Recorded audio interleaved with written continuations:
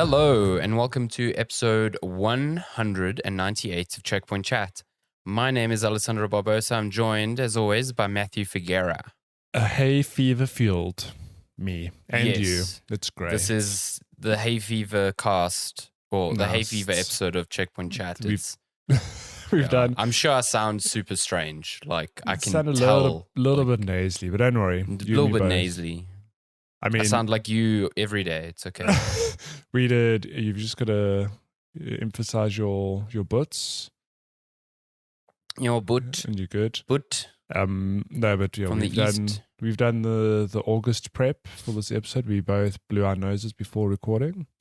Fuck. I've just taken a loratadine because I can't stop sneezing. I mean, there's no promise that by the end of this episode I won't have needed to blow my nose like 5 times. Or we won't just, run with it and be like, so we spoke about, we played this game and used. Good Lord. Yeah, that's weird though.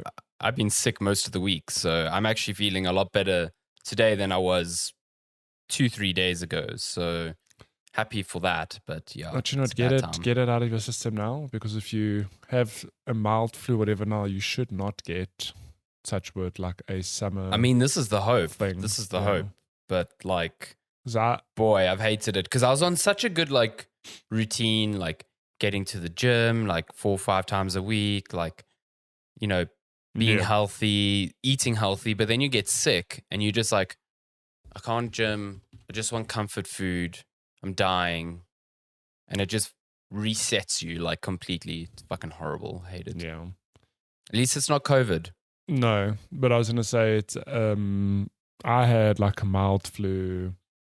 Well, I tend to get flus or whatever around the change of season. It's something about it.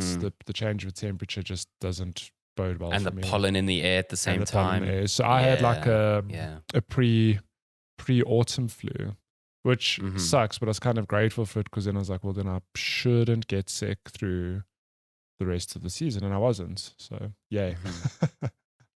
Yeah, it fucking sucks. It always happens. Like, I'm always aware that it's going. I guess last year it didn't happen because we were all like masked up and like inside. But now it's like you're outside, people are sniffing as well. So the odds of you getting it is just like much, much higher. So, yeah. Hey, is what it is. Like, as soon as I started getting a bit sick, I'm like, fuck, is this COVID again? Because COVID was awful. Isn't that always the worry? So I just never want now? that to happen. Yeah, it's a complete worry. Ticklish? Must be COVID. Never again. Never again. Yeah. Absolute worst. And this has made me appreciate, because I think this in previous years used to be like the worst. Like, oh my God, I've got flu. I feel so ill. I need to be in bed. Now I'm just like, yeah, it feels like shit, but hey, I know how much worse this can feel. So this is okay. This is fine. My worst. The only issue is that it lingers. Like, yeah, I would be fine with it being like here for 2-3 days, but it's been like a week now. And I'm still just like, ugh. Yeah. You're still getting old now, man. These flus last a lot longer. Just the worst. How dare you say that? How dare you? My worst is every time I get sick, without fail, I just lie in bed and think about all the times I took normal breathing for granted. Yeah. I'm like, damn That's it. always when you're sick, you're just like, I want to remember how feeling normal felt like. Yeah, I miss breathing normally. I miss breathing through my nose. Oh, what a time to be alive. It was so great. I miss not feeling dry phlegm in my throat. I miss not having to clear my throat every 3 seconds. What was swallowing? Yeah. My God. Oh my God. Worst. No. Maybe that's why we get sick, just to remind us how good we had life when we were just at equilibrium. Like germs or nature giving us illness. It's our body saying, I'm just going to keep you in line. You're taking me for fucking granted. You see these white blood cells? You think they do nothing all day? Yeah. This is what they're protecting you from. I'm just going to send them on a siesta for like 2 weeks. Let's see what happens. When you get sick every year, it's your white blood cells taking their annual leave. Yeah, it is. Half of them have gone on their annual leave, and it's like, okay, the rest of you got to hold down the fort. And they come back, and it's like that gift from Community where the guy walks in, it's just fire, and the guy just like doing this, and they're like, oh my God, we need to act fast. Good Lord. It's like when you go on annual leave and you get called back to work, it's like crisis, emergency, please help. The body is failing. Yeah. My goodness. But yeah, at least Fucking red blood cells chilling, doing nothing. It's white blood cells having to pick up the slack. Just 2 or 3 weeks, and then we should get some rain, and that usually solves all my problems. It looked like it was going to rain the other day. There was like tons of wind, and it was like very apocalyptic looking outside, and then nothing happened. It just blew all the fucking dust everywhere. It was great. Love Joburg in the winter. Absolute best place in the winter. I'm used to it now, obviously, having grown up here forever. But I can only imagine if I were to move to another town or country and then coming back to Joburg at this time, I'd be like, how did I live like this? How did I survive in this arid desert of fucking my body just wastelandish? Just like a prune, like help. Yeah, please, help. Moisture, please. It's that SpongeBob gif when he's in Sandy's like terrarium. He's just like, wash my hands. My body's like, oh, thank God. Moisture. Oh my God, take it all. You can't even wash your hands because the water just like flows into your skin. Your body's just absorbing all of it too quickly. It's the worst. Maybe like parts of Fallout 3 were like based on Benoni. Like, yeah, because like you have to drink water from toilets. And it's it's so fucking arid. You just have to take water wherever you can. Sis. That's something I'll never unsee now. I did see a great image the other day. I think it's pretty old, but it still made me laugh. About like how many fucking skeletons you find with like their faces in fucking urinals in Fallout. And it's like, shame they did someone hear the nukes were coming and they're like, I'm just going to put my head here for environmental storytelling or something like that. Which is like, why would anyone die in that position? What were they doing like when they died? Like, I don't know. There was a TikTok I saw a few weeks ago where the prompt is like, what's some life-saving advice that not many people know? And the one person reacted like, if you were to ever be in a situation where you're living is being nuked, or like the general vicinity is being nuked, you're out of the blast zone, like lie down immediately so that the shockwave goes over you and then doesn't obliterate you. Well, this is, I'm assuming, if you're outside like the mushroom where the actual boom happens. So like the outer radius, lie down immediately so the shockwave doesn't like blow your internal organs, which sounds like hell. Cool. And then after that, find shelter, like go underground, and like hide out for 2 days just for the immediate fallout to not evaporate. I know it's the settle down, to like settle, and only then like get up and leave from the epicenter. Then go to your local McDonald's, get a meal. Like you're fine at that point. But I mean, it makes sense, right? Like why you play games like Metro where everyone hides out in the railway system. In the actual metro, But still, so if you ever get nuked, just lie down. I mean, I'd hope don't go put your head in a toilet. Like, that's what I'm getting at. Be like, this will protect me from the fucking shockwaves. My head is insulated by all this porcelain, all this great porcelain. Meanwhile, the shockwave just comes over and it's like... That's conspiracy theories from like the 60s. Like porcelain is the kryptonite to a nuclear waste. Yeah. Just like cockroaches, you too can be safe from radiation if you put your head between porcelain. Cockroaches made from porcelain. Scientists... That's why they're so hardy. They never die. Porcelain. Oh my God. That's how we actually get porcelain. It's crushed up cockroaches that are just bleached white. Sus. So technically you can eat porcelain. Oh no. Don't believe this podcast. We speak rubbish. My goodness. Speaking of Fallout, there were some more images from because Amazon is obviously making a show based on it, and man, they're getting the sets right. They've got like pictures from the vault and stuff. It looks pretty good. I will not watch the show unless I see a skeleton with their head in the toilet. Then I know it's if accurate there isn't to the one, source like material. What are they even doing at this point? Then I know the director and the showrunners haven't watched Fallout if there's none of that. I mean, it's a real missed opportunity that they haven't got Liam Neeson back to be your dad. You know? God damn. Fallout 3. I played that a game. lifetime ago. What a game. I think I've shared this before, but I played Fallout 3 until I hit the level cap and I just stopped playing. I was like, you just stopped. You're like, oh, my work here is done. Nothing more to unlock. Well, I mean, not nothing more to unlock, but it's like, I've hit the level cap. What's the point of playing anymore? What? It's like playing Skyrim and being like, level cap, cool, I'm done. A much younger me, though. I wasn't in it for the story. I was in it for the gameplay and the mechanics. You just wanted the numbers to go up. You're like, I've killed my last irradiated I hit level rat. 50 and I was like, cool, I'm done. This world can fend for itself now. I'm out. Peace. It was a good game, though. Enjoyed it. Oh, yeah, great game. And then New Vegas came out. Also a great game. Fallout 4, not so great. Never played anything past Fallout 3. Fallout 3 is still to me, the gold standard. A lot of people say New Vegas is the gold standard, but I still prefer Fallout 3. So.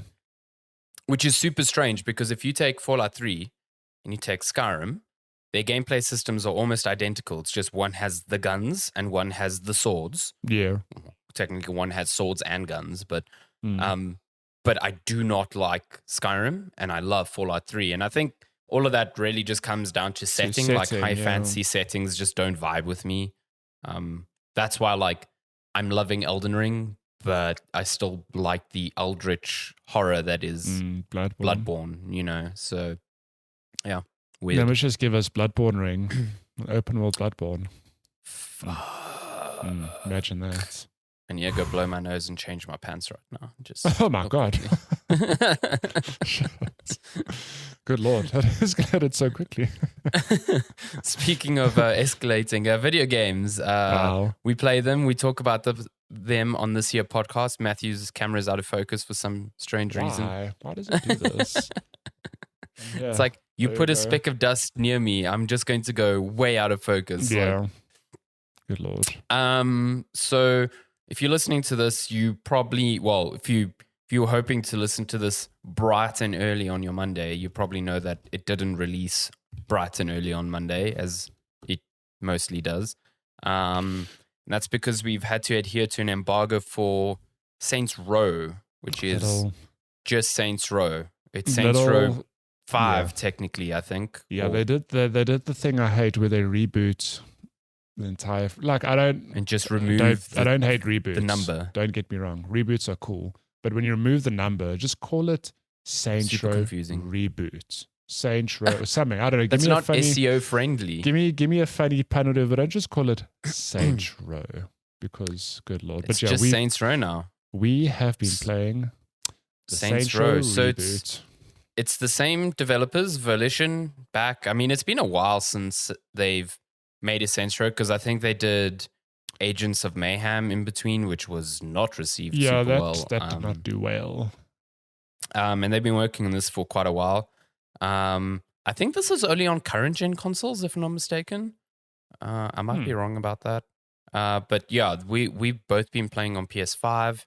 I've only played like maybe the first 2 hours, maybe. You've played a lot more than played maybe 4 to 5 hours, I'd say. Yeah, we only got code on the Friday, so I mean, yeah. And this is not sheer chance we're recording on a Sunday, so we actually had time to play. Exactly. Yeah. This is not a review, like full and ending review by any means. This is like a review in progress, if you want to put a label on it. Like, but yeah, what have your experiences been with this new era of Saints Row now? So I always like to give a bit of context for, to give listeners / viewers a bit of understanding where I'm coming from. So I missed Saints Row 1 and 2, and then Saints Row 3 rolled around, and I don't know how I got it or why I bought it, but I played it and I loved the hell out of it. You and I are the same. I also only started on Saints Row 3. Yeah, and at the time I didn't know this, but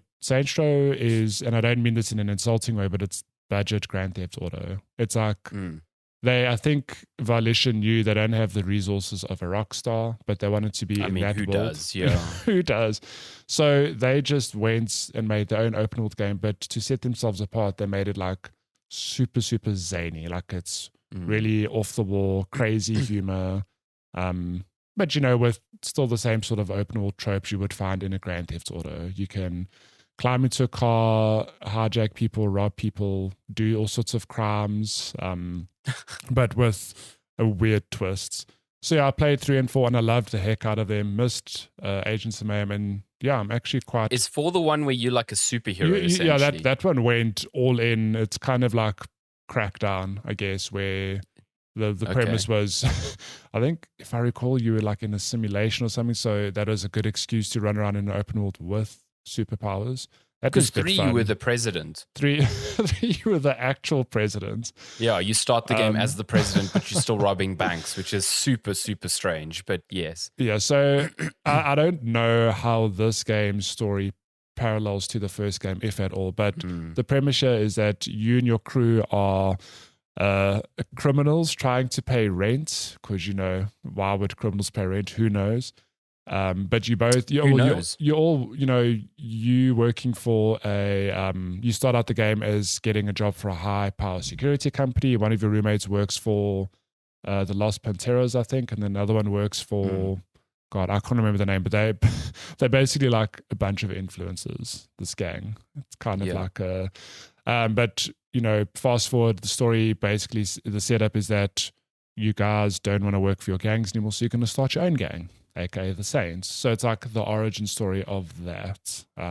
Okay. But as you'd expect, it's crazy. It's just dumb, stupid open world shenanigans. And the writing is meant to be like off the wall and hilarious. Like I've had a few moments where I've laughed where like I was fighting someone, I did a finishing blow to them, and somebody in the area watching was like, damn, what amino acids are you? I was like, that is so it's very it feels very, at least from what I've seen so far, very modern humor. It's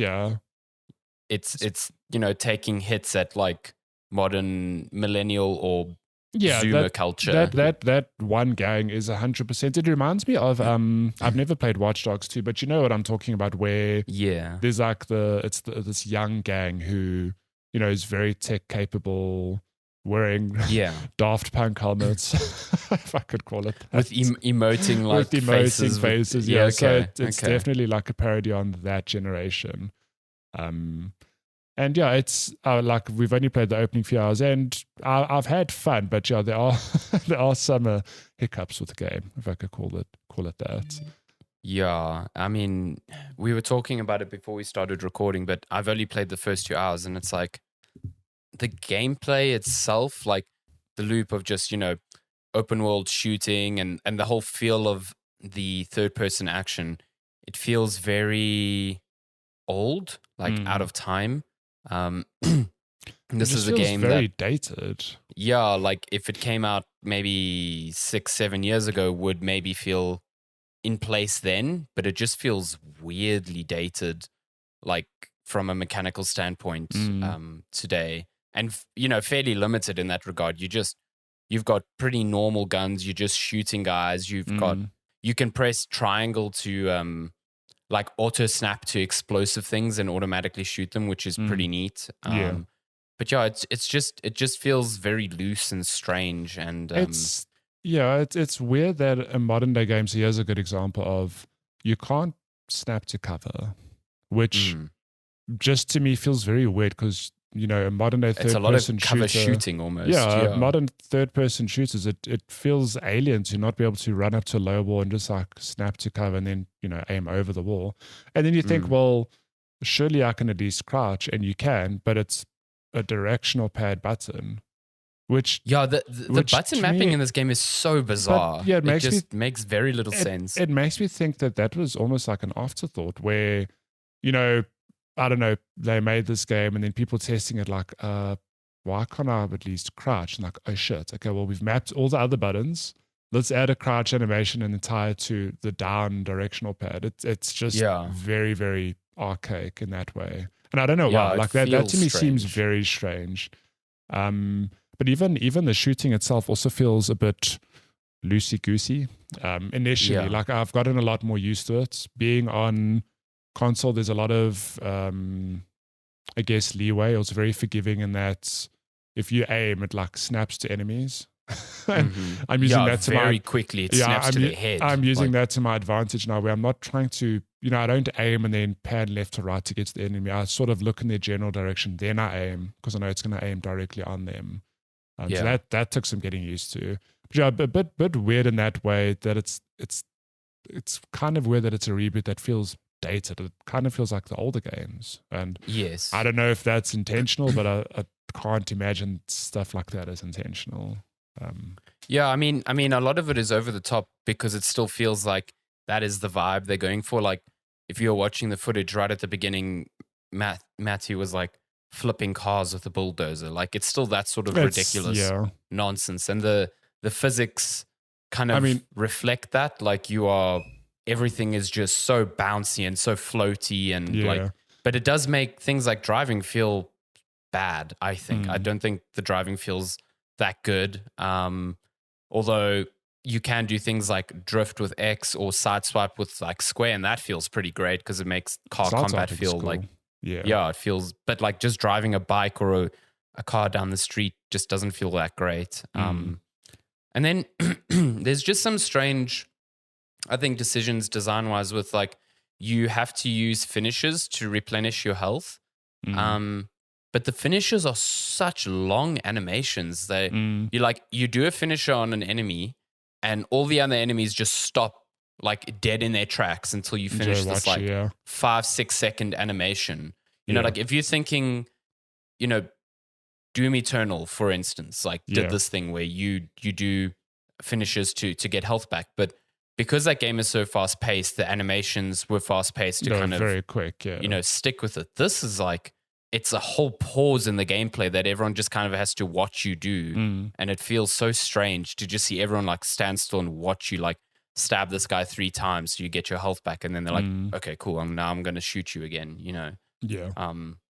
So just weird. I don't know. It just feels strange. Like right at the beginning, I was just like, this seems odd. It doesn't feel right. You know what I mean? But at the same time, you get some cool finishes like that one you just did there where you shove a grenade in someone's pants and then throw them to a group of enemies. So that's pretty cool, That's great, yeah. There's a bit of a bake animation there. I was going to say, I've had some weird ass bugs affect me. Just even not like game breaking, but very immersion breaking in the early hours of the game. But I mean, I guess that's why the description of budget GTA fits. It's one of those things where if you go into the game knowing this is a sort of experience you're in for, like you're not going to get disappointed, because the open world to explore and the missions, like it is zany, like it is fun. Like I mentioned, I've enjoyed some of the jokes I've seen, some of the dialogue, and it's not meant to be serious at all. If you acknowledge that, I think you'll have a great time with this game. Despite its rough edges. I mean, and again, this is the opening hours. Like I can't tell you, the game's going to change in 10, 20 hours that I'd feel like, oh yeah, the driving's suddenly better or the aiming's much better. But, I know now this is sort of the vibe I'm going to get for the rest of the game. Like, look at that. Yeah, I think to me, it's like, if you enjoyed previous Saints Rows, you'll probably vibe with this just as much. I'm pretty sure you enjoy this, yeah. Yeah, I think it's very much in that same vein, even though it's a reboot. But maybe that's what's disappointing about it. If you were looking at this and being like, okay, like a modernization, I thought 3 and 4 went in such a ridiculous direction. Like, okay, it's pared back from that. Like, you're not a superhero. You're not playing like Saints Row Crackdown like you suggested. But it's definitely still that sort of game. It's wacky and over the top, and the mechanics reflect that. It's very loose with how it feels and plays. And yeah, I mean, I don't think if you played a Saints Row like 3, put it that way, and didn't enjoy that, you probably won't enjoy this. I don't think. Yeah, I think that's a fair comparison, because I think this game will target a lot of newcomers, or not target them, but it's a lot of newcomers will come to this game going, oh, like, what is this? It kind of looks like an open world Grand Theft Auto-esque game. Let me try it out. Oh, no, this game feels very arcadey in comparison. I don't like this at all. So, I mean, I suppose that's what I expect people, that's how I expect people to react to this game if they're new to it. But if you know that you love Saints Row and you're in for a modern day Saints Row, like, look no further, I guess. Yeah. I do like the character creator. I mean, you've been able to recreate yourself pretty well. I mean, I don't have hair that big, but it is quite cool that I could put on. You aspire to have hair that big. Yeah, I've got I've got my hair, got my black jeans and a hoodie and some sneakers. It's looking good. It's all the character options are very like caricature like I did like there was like one face type that was like chiseled and it just looked like an action figure, which was really funny to me. Yeah, you can add definition to your muscles and stuff, which was quite funny. I was like, I want to be super ripped or not. Or not. Yeah, exactly.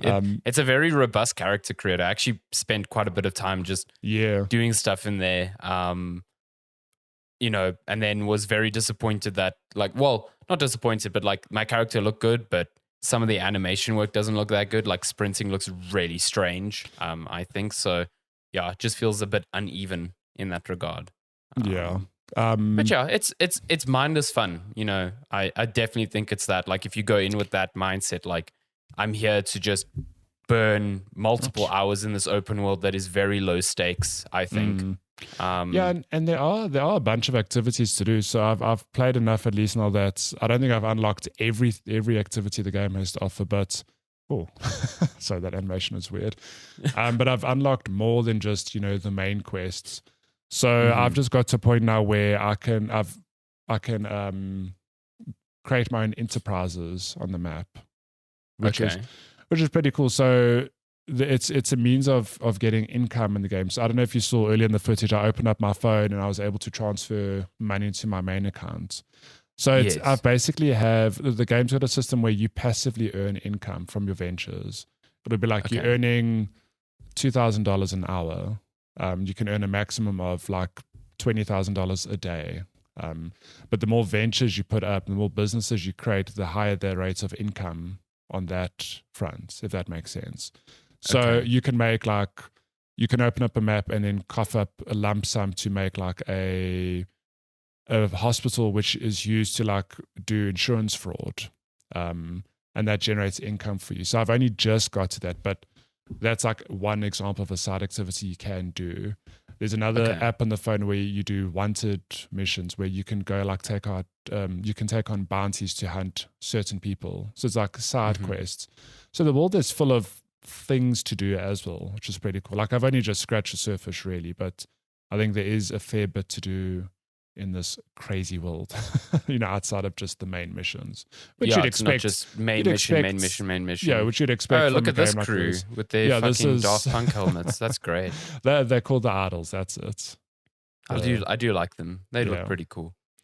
So yeah, look. Okay. The game's rough around the edges, I acknowledge it, but I loved Saints Row 3 and 4, so I think I'm going to enjoy just digging into this game even further. I mean, I've enjoyed the opening hours, so, jank and all, I'm there for it. It's not the greatest looking game either. Like it's got some really good lighting, but aside from that, the lighting, it's weird how I guess the theme is for this game that I guess what we've been saying is that it feels like it's 10 years old. And it's weird that visually, for better or worse in that way. Yeah, but it's weird that visually there are moments where it's like, damn, like the lighting looks really good. And then in the same breath, you're like, oh no, this looks a bit dated. Yeah, like the opening mission when you're in that like fake Wild West sort of area, I was like, man, this looks so flat and kind of like bad. And then like straight after that, you drive home like in the early mornings and the like sun is rising and it's coming over the like very deserty area that you're in. And it's like, this actually looks pretty good. So why does it look so uneven, Yeah. Yeah, at least there's lots of performance options on PS5. You can run it at like 1080p or 1440p or 4K and then run it at high quality or high frame rate modes or enable ray tracing. Like you've got a lot of options to play around with, which is pretty neat. But yeah. Sure, but that's Saints Row. I'm pretty sure you'll be playing more of it. I'll be playing more, yeah. I don't know if I'll be playing much more of this, to be entirely honest. I'll play a bit more to give it a fair shake, but like whether I'll finish it is debatable. It's debatable. Yeah. Cool. But other than Saints Row, you've also been you've been messing around with another pink blob. Oh my god! In Kirby's, what is it called? Kirby's something buffet. It's Kirby's Dream Buffet. So Kirby's Dream Buffet. So Kirby Fall Guys is what I've gathered from this. It's essentially Kirby Fall Guys. Look at him. So this game is also a bit left field. I think it was only announced like beginning of August, I think. Yeah, not even. It's announced and then here it is. So I guess the description of Kirby Fall Guys is pretty apt because like Fall Guys, so cute. Oh my god! You are trying to get from the beginning of a course to the end of a course, but I mean it's not quite Fall Guys. I think on a surface level, that's the sort of description we can get away with. When you get into the game, though, you realize it's just a 4-player co-op game where you are racing from beginning to end, but you need to collect strawberries on the way. You need to eat as many strawberries as you can on the way, and the more strawberries you eat, the bigger you get, which means you fall faster, you roll faster. But it also means if you fall off the map, it's harder to recover because you're bigger. As Kirby can only keep so much breath.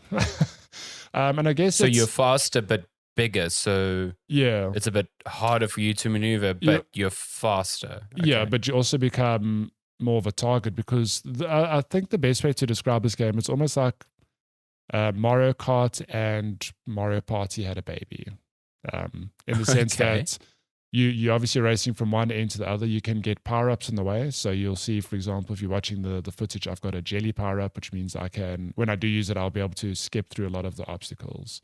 You get others where you can be like a tornado that you can stun opponents as you whirlwind past them. But so that's the Mario Kart DNA that I feel when I play this game.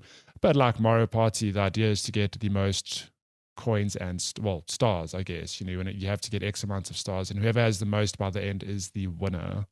And that's the premise in a nutshell. The games are broken up into, I think it's a race, like you just saw, a mini game, a race, and then like a finale. So the races are, as I've explained, like going from beginning to end through certain courses. The mini games are you just collecting strawberries in, different table settings, pun intended.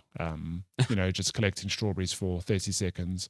And then the finale is usually like a minute and a half, and that's a top-down view of all of you just collecting strawberries on a table with hazards and power-ups. A game from beginning to end is super quick. By the time we've spoken through this game, and we normally talk about games for 10, 15 minutes, the footage will probably show 2 games. So they're super quick. Yeah, see, you're on like your second race. I'm on the second race now. So, it's 6 to 8 minutes per game. And when I first played the game, I thought, this is a bit weird. Like, I wasn't sure if this was a full-price game, because if it was, I'd be like, oof, it feels very light for a full-price game. But I've since learned, obviously, that the game is only $15. I don't know what it is locally. I imagine it's a few $100, not full price though. And it's actually a lot of fun. It's because the games are so short, it's really addictive to just do quick runs. And initially I thought, I'm going to play against the CPU and that'll get old real fast. But the footage you're watching, I'm actually playing online. I'm playing against... you're playing against 4 or 3 other people. I'm playing against 3 other people, and I've played about an hour and a half, and I only had one instance of slowdown where it was literally 5 or 10 seconds where the game lagged. I imagine that was a connectivity thing, and then it was absolutely fine. So it's... So see, this is the final thing. It says main course. Yeah. I love how food themed everything is. It is ridiculous how like adorable this game is. Yeah, visually it actually looks really good. Like, it's colorful. It reminds me a lot of did you ever play Micro Machines as a kid? Yes, yeah. So you're right now. Yeah, Micro Machines is a lot of those courses where you're racing across like a dinner table, for example, driving past huge desserts or huge sandwiches or whatever. This game feels like that because, Kirby's Kirby size, but everything else is blown up to like a huge scale, it feels like. And it's just visually surprisingly very, very good. Like, I know there's often a lot of stuff happening on screen. Yeah, there's a lot of effects work, a lot of little like strawberry explosions and like power-ups going everywhere. Mm. There's a lot happening. I Yeah. mean, look how big my little Kirby is now. Yeah, So- he's chonky. So the more incentive to play is that outside of the main gameplay loop is that it's not a battle pass, but it reminds me of a battle pass in that you level up and you unlock cosmetics. So if you look closely, you'll see my my Kirby's got Does a it little... look like Smash at times? Like you just like propelled off the stage. Like, but look at the little burger on my head. That's a little cosmetic I it's still unlocked. good. And now you get weighed in at the end to see who won. So again, like Mario Party, there are different things. So people get rewarded based on certain things they've done. For example, most copy food abilities, most enemies eliminated. And then there's the final weigh-in and hey, like I won. Yeah, I mean there was not a shocker there. You were considerably larger than all of your opponents there. So I was little is that the master hand in the background? This is Smash. Oh my god. Yeah, this game, it's so left field. Like I don't know if there's been a Kirby game like this before or a Nintendo game like this before, but I think it's kind of cool that as a little, I don't want to call it a side project because it is like a fully fledged, albeit small game. But what a cool little idea to just have Kirby, like a Kirby multiplayer game. You just eat everything. The goal is to be bigger than your opponents. And you just roll everywhere. Like you don't even walk like a normal Kirby. It's so cute. It's just like tucking and rolling everywhere. It's fantastic. So what you're seeing now, I mean, we've been speaking about this game for what, like 6-7 minutes? That I played a game. And now I'm just in the lobby waiting you wait another for game. minutes to find other players. It's so then quick. each game is like 3 small mini games and then a final main course, and it just randomizes those. Yeah, so it's one race, one mini game, one race, and then the grand finale. Okay, gotcha. And they're super quick. I mean, and what's cool is that I'm still unlocking courses. So I think as I level up my profile, I unlock more courses. And then the more you play them, the more you realize like, oh, just like Mario Kart, there are shortcuts. You know, it's that high risk, high reward. I could go this way, I might fall off and lose some time. Or, you know, I go this way and it's this little snaky path that's difficult to stay on, but there's lots of strawberries here, for example. So there's a level of strategy as well if you want to get competitive. You know, you learn those courses, you can get through them real quick. Although you've got to be the number one Kirby eater. Look at those donuts! Oh my god. I will say though, again, like Mario Kart, there are elements that balance things out. So I don't know if you noticed earlier. I'm sure we'll see it now in the footage, but to stop people yeeting off to the finish line super quick, throughout the course there are these like cookie walls, which take about 5 seconds to break through. So it's kind of nice because it keeps people together, if that makes sense. Like no one just goes off ahead and then you stuck at the back, you don't see another player for the rest of the course. And then you're like, oh, what's the point of finishing this race? I'm so far behind. Because if you finish, the incentive for finishing these races first is you get like a whackload of strawberries. So if you finish first, you get 50 strawberries. If you finish second, you get 20, and you finish third, you get 10. So there's incentive to, you know, obviously come first, but you're not going to lose out because some person just knows the course that well. So you'll see in the footage now it's coming up. It takes a few seconds to get through this wall and it just like clumps everyone together again, which I thought it's like a clever little touch. Don't mind me nearly falling off. I see you've got Kirby's tried and tested, you know, little inflate to jump up in midair. I guess that's limited, so you can't use that always to like save yourself. Yeah, that's what I was saying. The bigger you are, the harder it is to recover. So that's the trade-off. Yeah, it's a clever little game that honestly surprised me. Like I was expecting to try it and like bounce off it, go like, oh, it's a silly little distraction. And to be fair, it is, but there's a level of love and detail that I didn't expect from this game. Like it's adorable and it makes me hungry just playing it. Yeah, I mean, I'm watching this and there's just like donut arches and churro bridges. And I mean, at the end, you're literally eating like strawberry cake. So it's so good. Looks pretty fucking good. Yeah. I love how you do like it's like a twirly snake thing to eat the whole cake. It's pretty good. I just love the skins as well. Like that dude's got a donut for a mouth. I love your burger hat. The burger hat is a good touch. Hat's adorable. I assume you chose yellow because that's just your color. So. Yeah, but again, that's another cosmetic. You can unlock different color schemes. So I think I've got like a yellow body and red shoes, and you get a bunch to choose from. So yeah, Kirby. No, it looks like a lot of fun. Looks Dream cute. Buffet. Oh, it does. Sorry, last thing. It does have 2-player split screen co-op.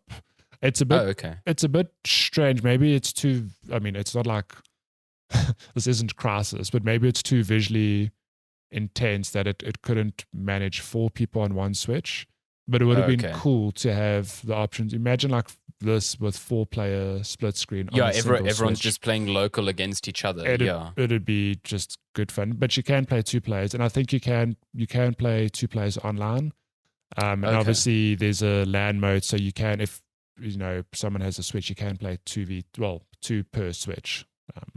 Okay. Yeah. Okay. Yeah, that's fine. Yeah, I don't think 4 players would be too much for the now 6-year-old Switch almost to fucking render all these strawberries. Yeah. There's too many strawberries here. Too many strawberries going. Too many strawberries. Too much strawberry. Forget ray tracing. It's strawberry. Yeah, I can see chugs sometimes. No, so that is the only time in my entire time playing that I had a bit of slowdown. But it was like a few seconds and then it's gone. Yeah. I think that is a connectivity thing. Oh, I see. I So there you go. Okay. All good. Cool. Yeah. Looks Kirby's fun. Dream Buffet. It's good fun. I think you're going to lose this race here, but I did. It's fine. I'll still get second. You got that 20. It's all good. All good. Look at that size up. What a good round, Kirby. This gives me such joy. Oh my gosh, you drawing with the purple Kirby. I love it. It's so good. Yeah. Cool. So that's Kirby's Dream Buffet. It's out now on Nintendo Switch. Yeah, I think that's games. I've been playing lots of Elden Ring, but I'm not gonna dive into that for another hour. But still digging it. Why not? Making very good progress. It's a great time. Elden Ring. Elden Rang, yeah. Elden Rang. Good. Cool. Should we get to Should we games move out on to this game week? releases? Yeah, let me get that link open. So we're looking at games releasing from August 20th until August 26th. There's a few games this week. List here. August 20th until August 26th. Cool. So on August 20th, which was yesterday, I get that's weird. There was a game that came out on a Saturday. Madden NFL 23 on consoles and PC. That's out. Then August 23rd, that's Tuesday, Midnight Fight Express. That's that like isometric fighting game. Looks really good. I think it's coming out on Game Pass on PC and Xbox, if I'm not mistaken. I'm not sure. It looks really good, and it's got some pretty great reviews already, so quite keen to give that a go. Then Saints Row, as we were talking about. So I was wrong. It is out on PS4 and Xbox One. Okay. That's on August 23rd. Islets? Is that how you say that? Islets? Islets. Islets? I don't know. PC, Xbox One, and Switch, August 24th. Then we've got Ava Global coming to PC, August 25th. Not sure what that is. I Was a Teenage Exocolonist. Okay. Nice. PC, PS4, PS5, August 25th. Like No Other coming to PC, Xbox, and Switch, August 25th as well. Pac-Man World Repack. That's the re-release of the PS1 Pac-Man platformer. Nice. I remember playing that on PS1, and I was a kid then, so seemed good at the time. I don't know Is it still good well it holds up. today? Don't know. Yeah, I don't know about that. But that's PC, consoles, and Switch, August 26th. Soul Hackers 2. This is another Atlas venture, sort of like a Persona and a Shin Megami Tensei. PC, PlayStation, and Xbox, August 26th. Overloop, coming to PC, August 26th. The Company Man. Oh boy. The Company Man. That's me on the weekdays. The Company Man. PlayStation and Xbox, August 26th. Nexomon. Sure. Nexomon plus Nexomon Extinction. Okay, wait, hold on. Nexomon plus Nexomon Extinction complete collection. I get it. Okay, so it's a game Nexomon and then another game Nexomon Extinction in a collection. Why didn't they just call it the Nexomon collection? Exactly. Why? Jesus. Why, PS4 and Jesus? Switch, Why did you allow August this? 26th. Jesus, why? Why would you allow this to happen to us? It hurts my eyeballs. I don't know. When games start throwing colons and dashes, I'm like, why? You've lost me. So many colons and dashes. And that's games out but this that's- week. Yeah, that's games out this week. And then the week after that, we've got some bangers, like a re-release of a Last of Us. Is that next week? Damn. Yeah. And then we move on into September, where we've got things like Splatoon. We've got The Last of Us, like I said. Metal Hellsinger is in September. Just looking down the list here, what else is there? There's FIFA, as always, FIFA 23. Hell yeah, Nice. I love it. So yeah, lots to still play this year. Lots still coming. yeah, And then there's yes. obviously the Gamescom, Jeff Keighley's Gamescom thing on Tuesday. So tomorrow, if you're listening to this on Monday. And who knows, maybe there'll be more release dates announced then. So yeah. Elden Ring 2. Let's go. Yeah, let's go.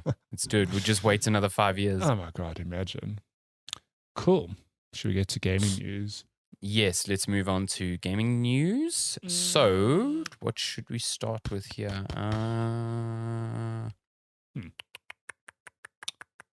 Let's start. I'm torn between Call of Duty and... Yeah, I don't know. That seems like the biggest thing. Call of Duty Modern Warfare 2. Yeah, so Has a Call of pretty Duty neat Modern pre-order Warfare 2, perk. not from 10 Sure. years ago. This isn't the... I hate this so again, much. another thing to be annoyed about. It's the exact same name as the game from, 2009? I think it was 2009. 20 years ago. Yeah, ages ago. I think I was still in school when that second one came out. Oh my God. Yeah, so we've got Modern Warfare 2 officially launching on October 28th. Mhm. But if you pre-order the game only digitally, you'll get access to the single-player campaign for a week ahead of time. So yeah, normally, like Polygon notes here in their article, it's an atypical move for the franchise, which usually dangles access to multiplayer beta tests and cosmetics as pre-order incentives. The campaign is normally like an afterthought. So yeah, you'll be able to play the campaign from October 20th. Nice. So yeah, that's pretty cool, I guess, if you're into the... I mean, I'm only into these games mostly for the campaign, so... Yeah. But I'm not going to pre-order it just so I can play it early. Why not? Yeah, Play it a week early. Pretty cool. I wonder, I mean, a lot of people, so don't get me wrong, there are gamers like you who want Call of Duty just for the campaign.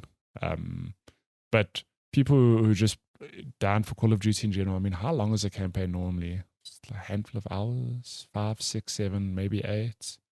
Yeah. So Maybe, yeah, people are right. I mean, gonna- the Modern Warfare reboot was about like 7 hours or so. people gonna, That one was good. Mm, I really liked it. They were like they went for a very grounded, realistic style there.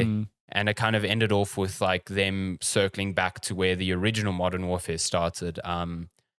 But it seems that this one is going to be more entertaining and blockbuster styled as opposed to, what? grounded, which is a strange move to me considering it's a sequel to probably one of the more grounded ones in the past decade. So yeah, interesting. Well, there you go. If you pre-order it, you can get it a week early. Hold it over your friends and colleagues. Exactly. What was the other news you were debating over? Starting with, I think it was the Quake stuff because I think that's pretty cool. Quake. And we were quite happy about this. So QuakeCon Chuffed. was this past weekend, and there was a very brief like sort of keynote that started things off on the Friday. And as part of that, there were a bunch of old id Software games that got put on Game Pass for PC. So if you've booted it up recently, you'll see Quake 4 and Wolfenstein 3D, but also the return to Castle Wolfenstein. Oh, no. I've never You played also that. get Return to Castle Wolfenstein is a big one because now it's on PC and on Game Pass, so that's pretty great. You've also got Elder Scrolls Legend Battlespire and the Elder Scrolls Adventures Redguard. And you also get access to all the champions in Quake Champions. If you're still playing Quake Champions. This is so interesting. Cool. Wolfenstein 3D is my childhood. I played that game so much growing up. And then Quake, I have such a fun place in memory for Quake 4. I mean, I played all of the Quakes, Quake 1, Quake 2, Quake 3. But Quake 4, it is around the time I sort of started getting into like understanding PC gaming in general, of like you need a good graphics card to play good games. And Quake 4 was one of those where I couldn't play it because like, my PC just couldn't handle it. Then I got a graphics card upgrade. It's like, damn, this game looks good. It runs good. Yeah, it looks pretty sick. Yeah. Don't know how it looks by today's standards. At the time, though, it was like, whoa. I think I played Quake 4 on Xbox 360, and I hadn't played a Quake before then. And it was fun. It's a good game. Yeah, and I think the multiplayer to that game is still pretty good. So great, yeah. We played a bunch of Quake 4 at LANs because it is like a shinier version of Quake 3. Like there were a lot of the same maps. It felt very similar. Yeah, it was good. So I'm actually very keen to just give that a bash on Game Pass on a PC. Cool. In other Game Pass news, Death Stranding is coming to Game Pass. Surprise. Norman Reedus Simulator. Let's go. Pissing off Sony fanboys for God knows what reason, that their Lord and Savior.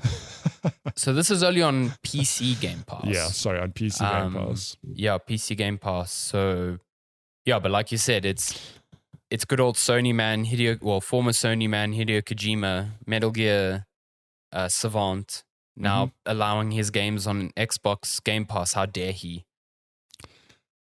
I mean, this article says it arriving on PC doesn't mean the game is any closer to an Xbox release, but I have to believe that at some stage. Yeah, I'm pretty sure at some stage we're going to get it on there, like Xbox. Like it seems like it, or maybe not. Maybe Sony, because I mean Sony helped publish it on PlayStation, and then it was 505 who got it on PC. So maybe there's just deals. Sony's like, but it's not coming to just other this consoles. move. The fact that it's on PC Game Pass, it's not like it's come to Xbox. That it's pissing off Sony fanboys. People are like, I can't believe Kojima has done this. I'm like, what? Betrayal. Absolutely. They must have felt really bad like a few months ago when he announced he was working with Microsoft on a cloud game. Like only old Kojima has the power to be on an Xbox showcase and not show anything. Just be like, hey, here I am. I'm working on a game. Something. It's got a cool concept. I'm using cloud. Please be excited. Not even a name. Like no, only Kojima can do that. I mean, yeah, you're right. That must have pissed off so many people. Yeah, so many people. The only bummer about this news to me is that the one on Game Pass is not the director's cut, which is a shame because the director's cut adds so much cool content to the game. But it's still a great game irrespective. Like if you haven't played this, what is the trade-off here? So say for example, I've never played Death Stranding. I want to play it on Game Pass, but I want the director's cut. Can I on Game Pass just pay an extra $10? I don't think it's works. on. No, because the game is on PC, on Steam and whatever. But I don't think the DLC is like a standalone thing that you can add on to what is on. Yeah, see that's a bit weird. Yeah, so there's no way to access that via Game Pass. You'd have to just buy it on Steam or Epic. To get access all to in that. to get the director's cut. Yeah. Okay.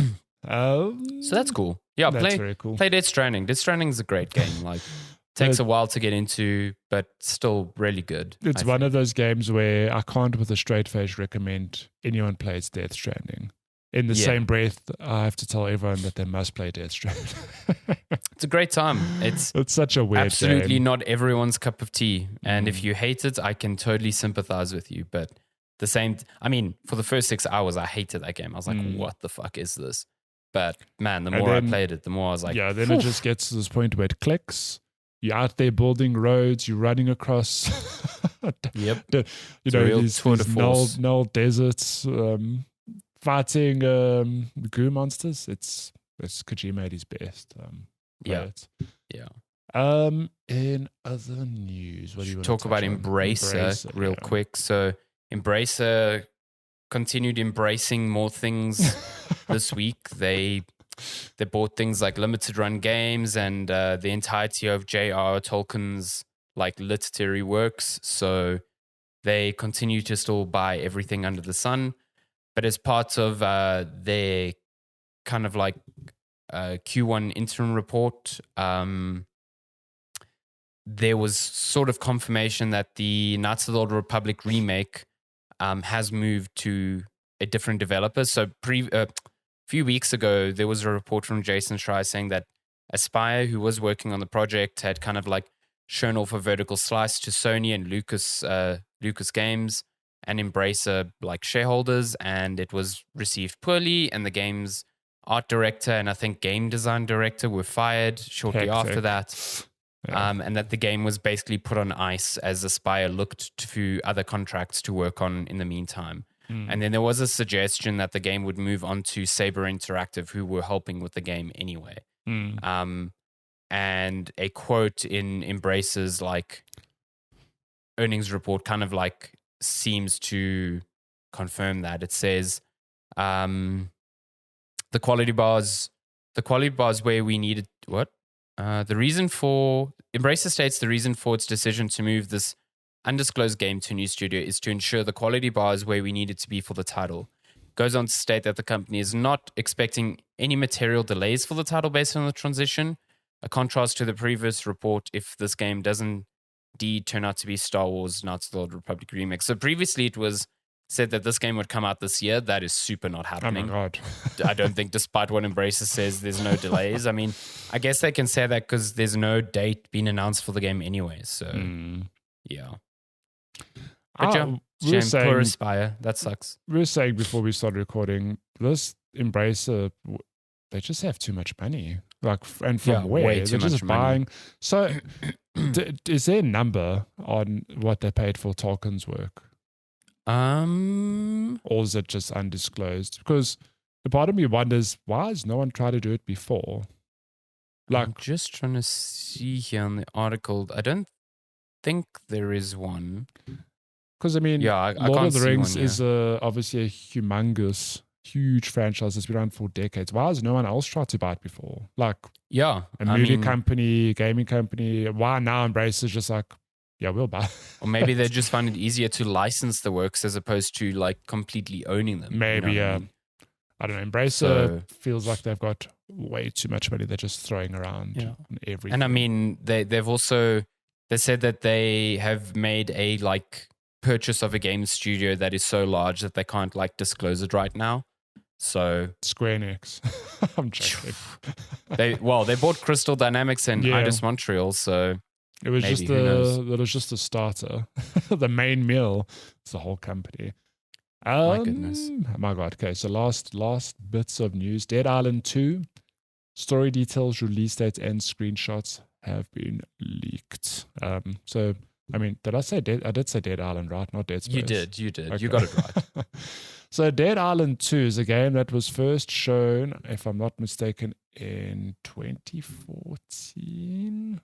I'm sure this article will say, but it was a ages ago, time ago. Literal ages ago. And then there was like a whole lot of suggestion that it was delayed and then cancelled outright, and then it kind of disappeared for a while, and people just assumed that it was never coming.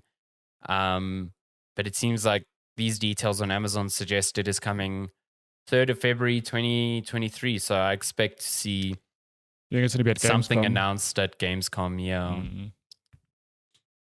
God damn. I don't know. I never enjoyed the first Dead Island. I thought it was pretty lackluster, and then the creators of that went on to make Dying Light. I think it was Dying Light, and Dying Light was much better.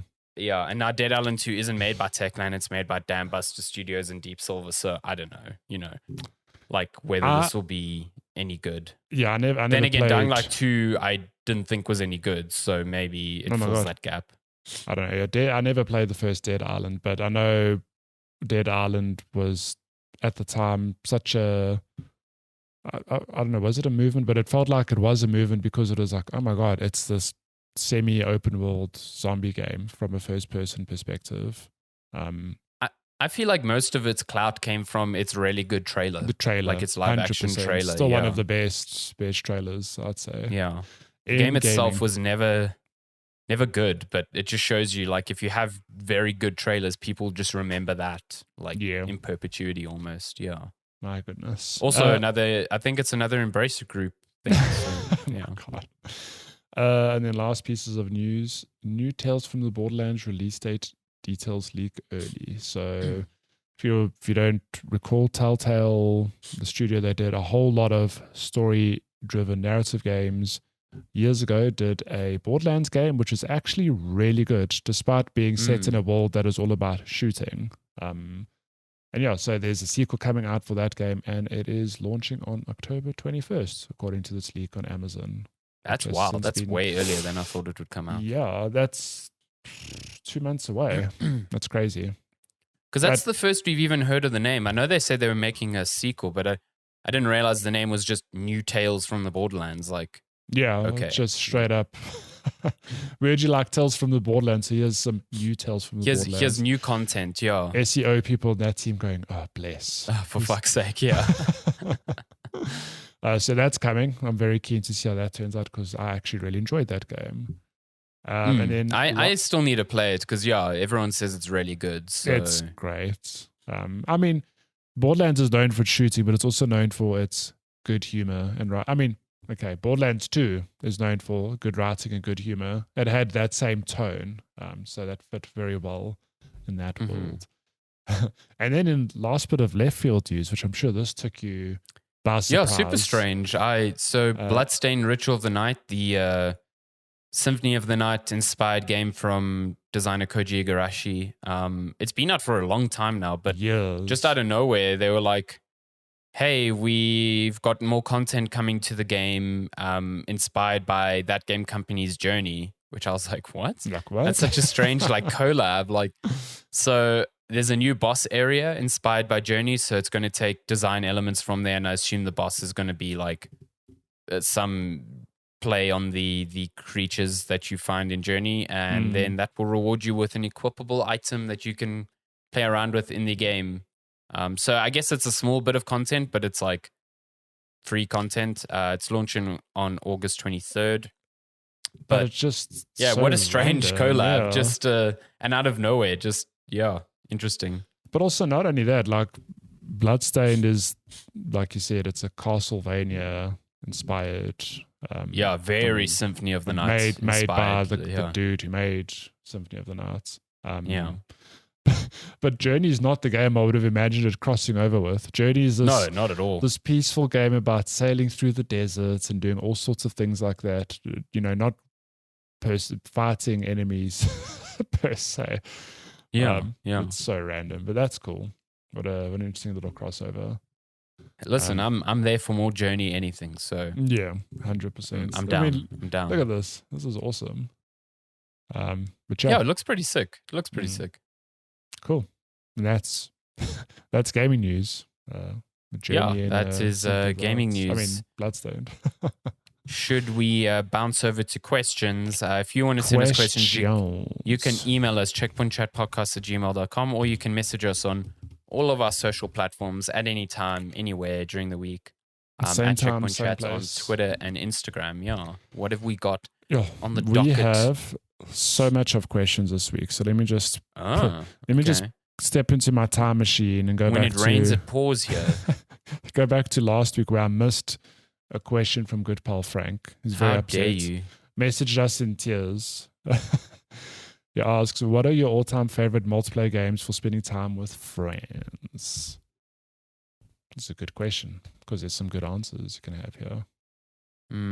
But I don't know what your answer would be. I know I've got some answers. Hit me with yours while I think. Having played many, many, many multiplayer games with my friends over the years. So I guess it also depends on what you want to do, right? If you want competitive multiplayer, there are, you turn to the likes of Dota or Counter-Strike where you hang out with friends, but it's more serious. There's less time for bants, if that, because, you tend to be focusing more on, farming gold or pushing a lane or defusing the bomb.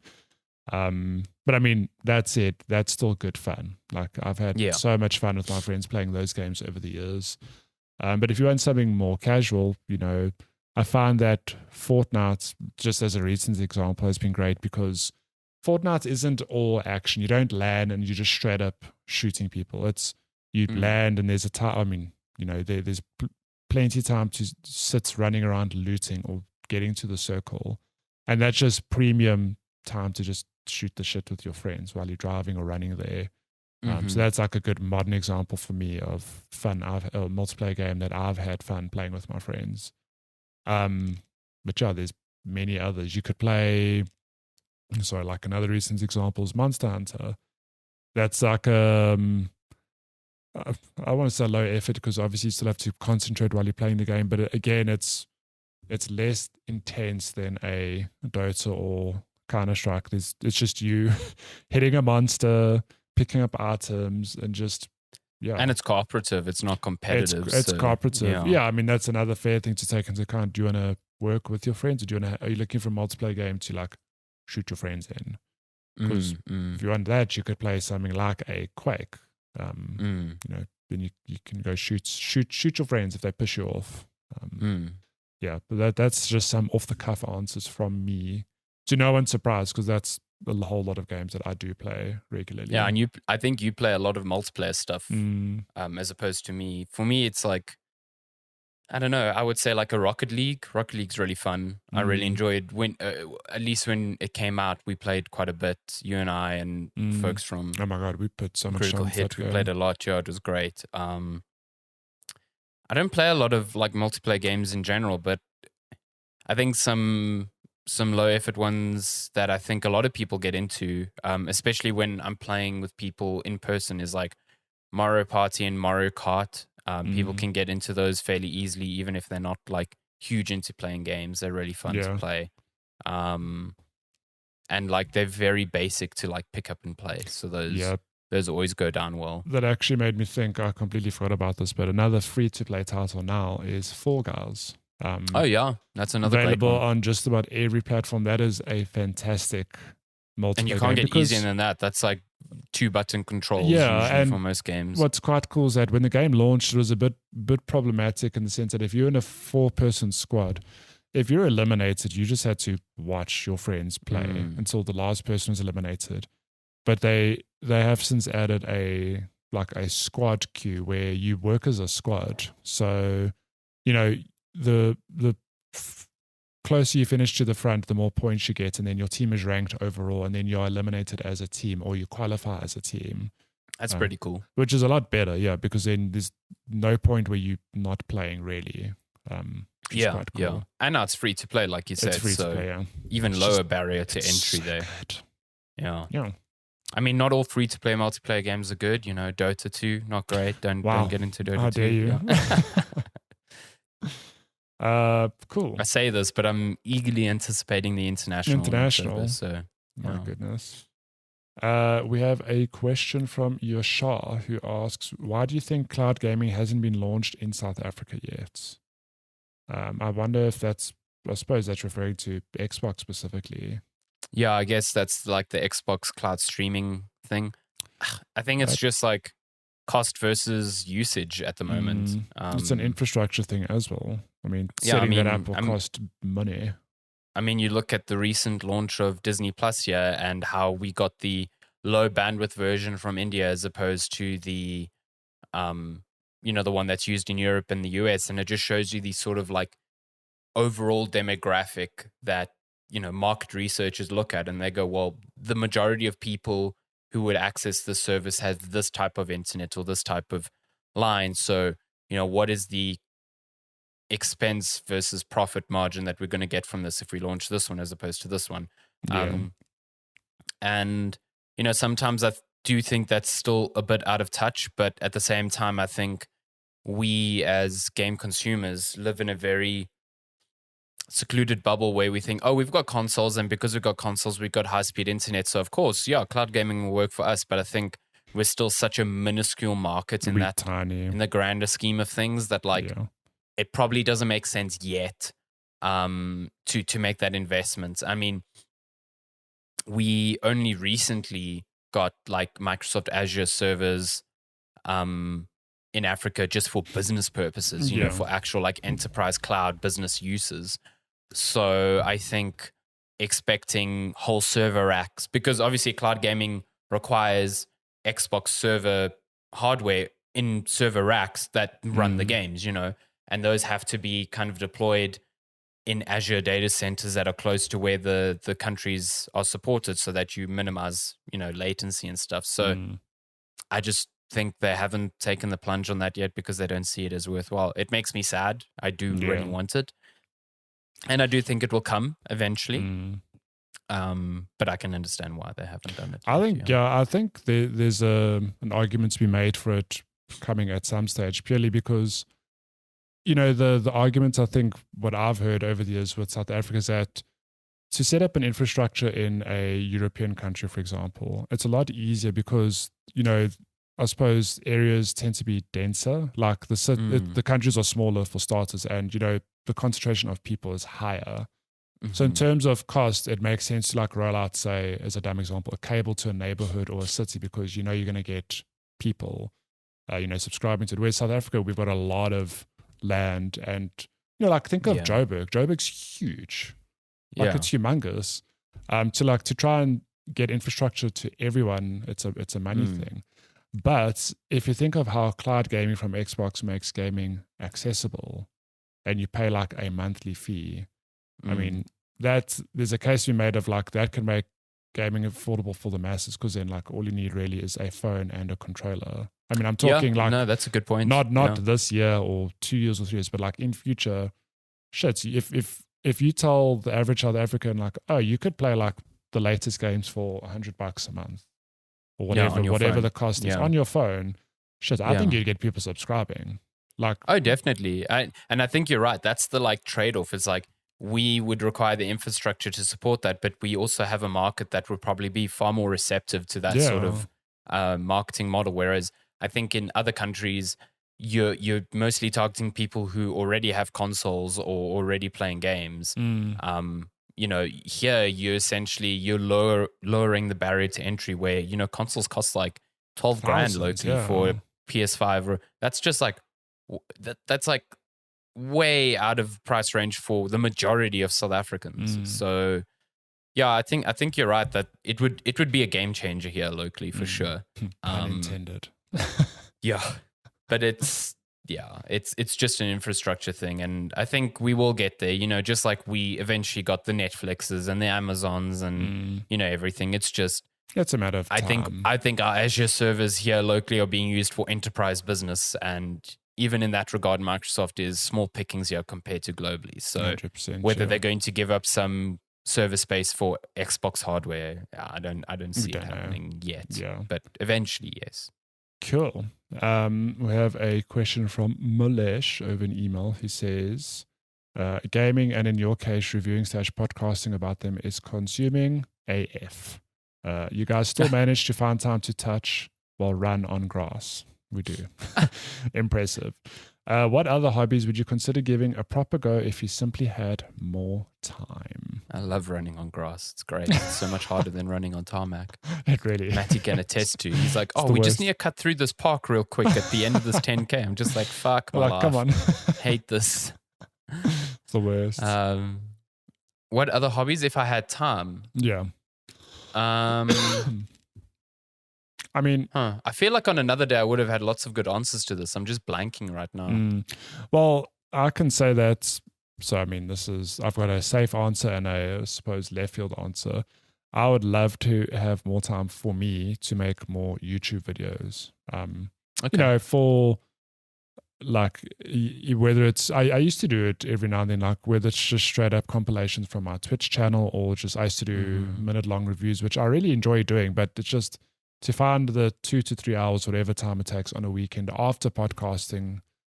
It's just, and then on the weekdays, it's like I'm streaming twice a week, and then like when I've, you know, a bit of, I mean, it's downtime like it is, but when I have other time, you know. But one thing I always wish I could do is I'd love to, number one, learn to play the piano. I think it's a very interesting instrument that requires a significant time investment to get Yeah, any a lot of dedication semblance to of that, of skill at. And I would love to draw. Oh, okay. I have no artistic capability, so to speak. Like the extent of my capabilities are stickmen. I wish, and this is, I suppose, like it's a time thing, but like I wish I had the raw talent to just like draw stuff, which I do not possess. So I would have to. A lot of that is like just doing it over and over. No, and over but again, that's the thing of like I could take lessons and learn how to do it, but like with what time? Yeah. No, I feel you. That would actually be a cool one. I knew a guy at Varsity who was he was an engineer with me, and he kind of like hit that same thing. He was like, I want to learn how to do art better, and he just like dedicated himself to doodling like for an hour a day, and like within a year he was like dramatically better. It was like incredible how much progress he had made. Yeah, I think you saying the piano reminded me that, you know, when I was a teenager, I tried to learn the guitar, didn't really stick at the time. I would like to eventually do that. Like just learning an instrument would be nice. And then on top of that, just actually dedicating time to learning Portuguese. I feel like I can't die and not know like how to speak the language of my people. Yeah, like I speak a little bit, embarrassment. But I would also need to do that. I can't speak fluent at all. But that's also like a massive time investment. It's like you've got to actually dedicate, you know, every day to like speaking or writing or whatever. Otherwise, you're just never going to learn. Like you can take all the lessons in the world. If you don't practice it, it's just never going to happen. It'll never stick, yeah. And it's, again, that's just a time thing. So like if I can barely play 2 hours of games in the evenings, like where am I going to find time to, you know, learn guitar or whatever? I'd have to like stop playing games essentially. So you're giving up one hobby for the other. That ain't going to happen anytime soon. Nope. I do find it's interesting. There are a handful of people I know that the older they get, the less enjoyment they get from games, I guess. Yeah. And I'm not there. I'm not there yet. I hope I never get there. I mean, I have hit those periods this year where I'm like, I've played a string of games and I'm just like, nothing's really grabbing me. But I think that also comes with the territory of like, you're not able to sit down for 5 hours and like really invest in a game immediately and like get hooked by it. Like you're playing in small chunks at a time, and games just aren't designed for that. Well, a lot of them aren't. But it's also different for you specifically because you do like actual formal game reviews, you know, in your spare time as well. So some of those games take you away from what you actually want to play.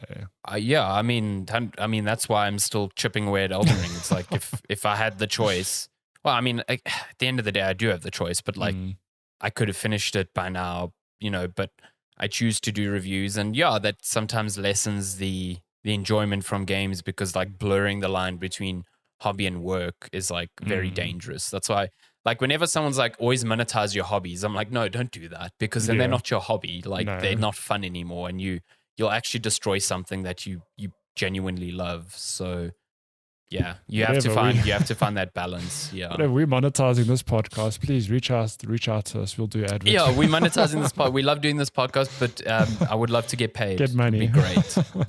Cool. Okay, we have 2 questions on Twitter. Number 1 from Megs, who asks, do you think it's better on PC to buy NVMe drives, Gen 3 or 4, to take advantage of direct storage now, or buy SSD drives for storage and get NVMe drives later? I'm basically cut full of hard drives for the inevitable failure and the power consumption during load shedding. So I think SSDs are so cheap now, even just the normal 2.5 inch drives. Like I don't think there's really a reason to use old hard drives unless you're building like a server. You know, if you're building a server, then obviously use when it comes to NVMe versus the 2.5 inch drives, like I'm a bit biased in that I love the NVMe drives purely because it means I don't need to route cables for something. Like, you just clip it in. Yeah, it just goes into the motherboard. It's hidden from view. Like, I don't need to route a SATA cable or a power cable to it and find space for it in my PC, even if that means I'm paying a bit more for that. But again, like Gen 3 SSDs, the NVMe ones are so cheap now because, Gen 4 ones are all the rage, that you could pick up like I think I've got a 2 terabyte one in my machine that was like just over $100. And it just sits there. And then I've got like a Gen 4 one that sits above it that is for like my high speed storage. So I like split my games between ones I'm always playing that sits on the high speed one, and then like the ones I'm regularly playing every now and then, or like cold storage is on like on a Gen 3 where there's way more space. So yeah, I think your concerns for direct storage isn't here yet. Like, it's supported. There isn't a single game that uses it yet, and there isn't a single game that's announced use for it yet. So I don't think buy a Gen 4 SSD with the hopes of capitalizing on direct storage, because you're just wasting money in that regard. I reckon by the time direct storage becomes a big thing, we'll be on Gen 5. Yeah, and then Gen 4 will be a lot cheaper. Because there's already motherboards that support Gen 5 SSDs. There just aren't SSDs for them yet. Hilarious. So, yeah, like, I think just go with what makes sense for your build in terms of routing cables and then price. Like, I don't think on PC you're seeing a big price to performance difference. I think actually Linus Tech Tips did a video about this maybe a year ago, where they set up like 5 PCs with different speed SSDs, and they got like people to play games on them and load up games on each ones and try and determine which had the fastest SSD. And they like really couldn't. They couldn't tell. They were often picking like the second slowest SSD is the one that they were perceiving as the fastest. Like, games aren't, it's not like consoles where the consoles are like immediately using faster storage and loading up. Spider-Man on PC does not really give a shit where it's installed. Like, if it's on an old hard drive platter, then yes, you'll see a massive difference. But if you've got a Gen 3 or a Gen 4 SSD, you probably won't notice. Yeah. And you'll save a lot of money, like going one way or the other. So, yeah. There we go. Okay, and we have some quick fire questions from @JaredBra. Says, hope you guys have and are having a good weekend. My question is, are the Embracer Group just going to embrace every IP? Question mark, question mark, question mark. Lord of the Rings. They should embrace this podcast and get us paid. You can buy this podcast, Embracer Group. We're ready. Embracer, this is a formal pitch. Embracer, we are much cheaper than the Lord of the Rings. We are. Yet we bring the same amount of value. We'll give you our likeness for free. You can put our podcast in the new Saints Row. With pleasure. Yeah, in one of the radio stations. With pleasure. Yeah, exactly. Embrace us. So we did touch on that earlier. They are literally embracing every damn thing. Literally every property under the sun that is for sale, they will embrace. The great embrace. I've fallen further down embrace the mechanical... a ring soon. Oh my God. I've fallen further down the mechanical keyboard rabbit hole after winning a Keychron Q1. Huh. Yeah. Did you win the Keychron Q1? Was it you from Wootware? No way. That is fucking... I entered that fucking competition because I want one of those. Like, I don't think they're for sale yet locally, but Wootware like ran a competition being like, we're going to stock these soon, but we're giving one away. I was very sad I didn't win that, but that's fucking sick. That's a cool keyboard. That's a rad keyboard.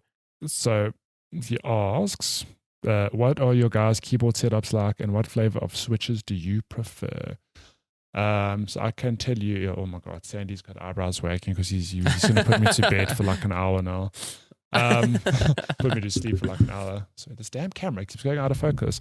So I love mechanical keyboards, but I'm not that far down the rabbit hole that I give two shits about custom or building my own custom mechanical keyboard. You're still at the level where you just talk about switches in terms of color. I'm the basic bitch where I just want to buy a nice mechanical keyboard. So I have a lovely, I think it's a Logitech G915, isn't it? Oh no, the 915 is the wireless. Yeah, we've got the wired. I've got the wired G815. 815, yeah. Low profile mechanical keyboard. So Logitech, I mean, I think they do have the different color switches, but they label them. They do. It's linear, tactile, and clicky.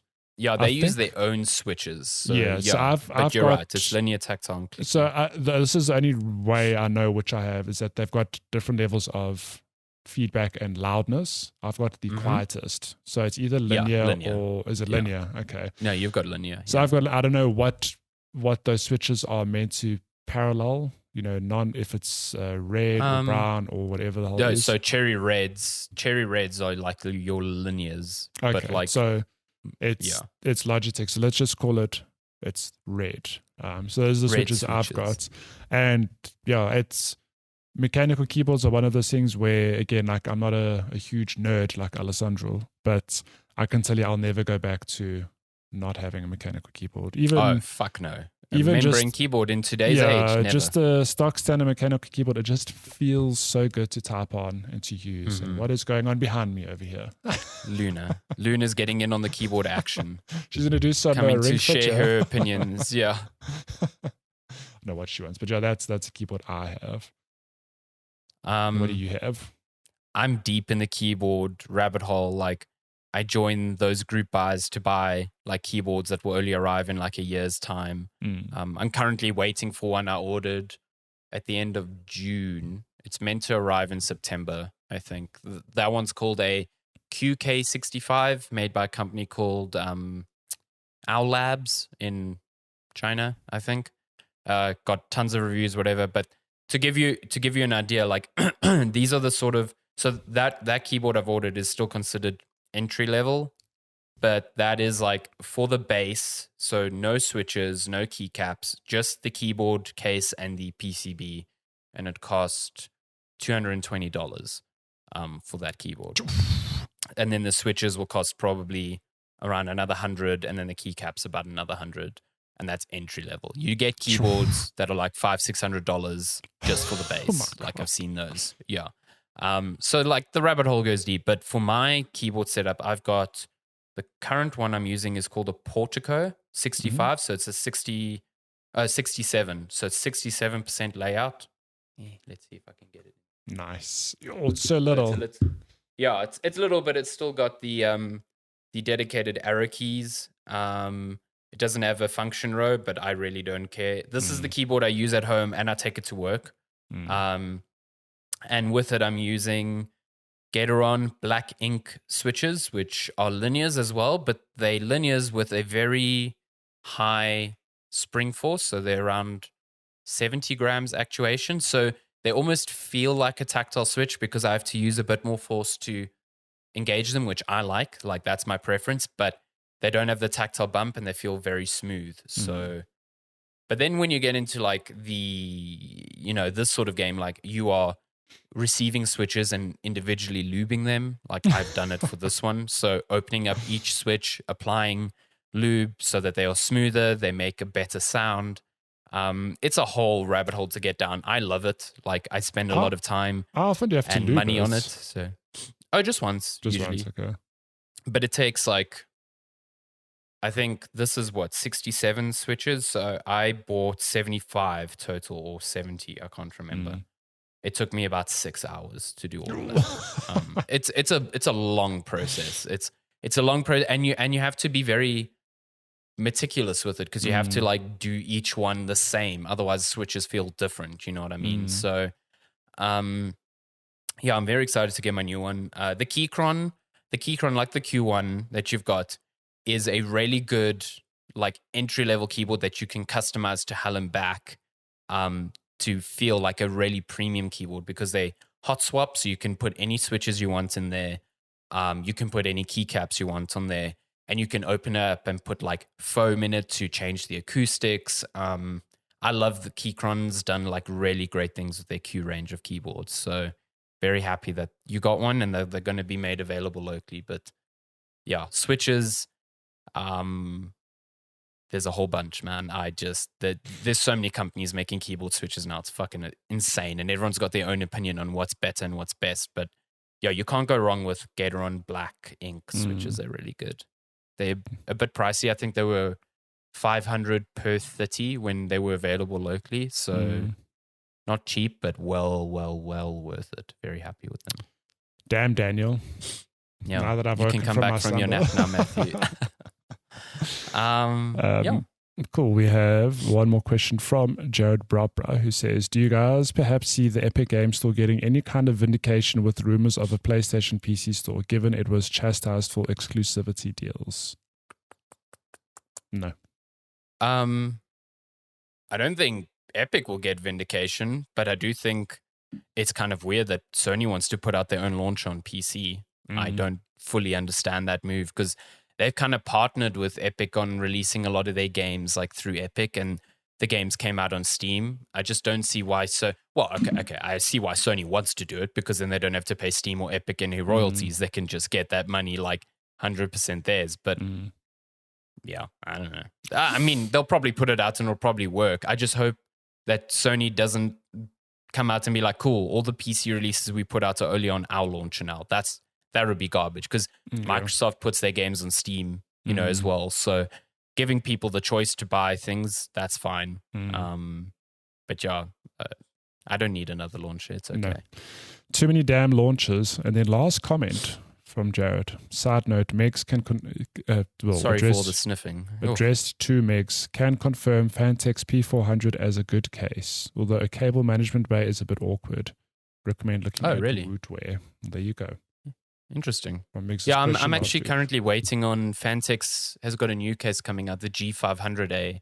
So I'm curious to see how that reviews and how well that goes. And because I'm probably going to buy, when Intel launches their new CPUs, I'm probably going to move over to those. So like I'm debating, do I make a really baby PC in an ITX case or do I stay with a nice big PC case? And, so, yeah.